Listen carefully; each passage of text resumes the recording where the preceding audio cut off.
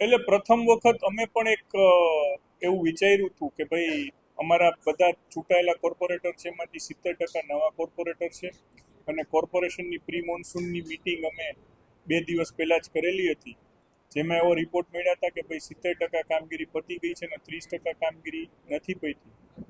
વરસાદી પાણી ત્યારે જ ભરાય કે નિકાલ પ્રોપર ન થતો હોય. સામાન્ય સંજોગોમાં પ્રોપર નિકાલ થતો હોય તો વરસાદના પાણી ભરાવાની સંભાવના ન રહે. એટલે અમારા બધા જ કોર્પોરેટર અને કોર્પોરેશનનું જે તંત્ર છે એ એક સાથે આજે સવારે 9 વાગે રાજકોટના 18 વોર્ડમાં વોકડા સફાઈનું નિરીક્ષણ કરવા નીકળ્યા છે અને એનું ખૂબ સારું પરિણામ પણ મળ્યું છે. ઓલમોસ્ટ ઘણી બધી જગ્યાએ 80% વોકડા છે એ ક્લિયર છે અને 20%માં જે નાની મોટી મુશ્કેલીઓ હતી ધ્યાને આવી છે એટલે દૂર કરવાની તાત્કાલિક સૂચના. આપની વાત સાવ સાચી છે. ઘણા બધા એવા નિશ્ચિત ચોક છે. અત્યારે તો હવે ખૂબ મોડું થઈ ગયું છે કારણ કે વરસાદની આગાહી માથા ઉપર આવી ગઈ છે અને સામાન્ય ચોમાસું પણ શરૂ થવામાં છે. પરંતુ આગામી વર્ષે આ બધા જ સ્થળ આઈડેન્ટિફાઈ કરી અને એમાં શું બેસ્ટ થઈ શકે છે એ કરીને પાણી ન ભરાય એવું આયોજન કરીશું.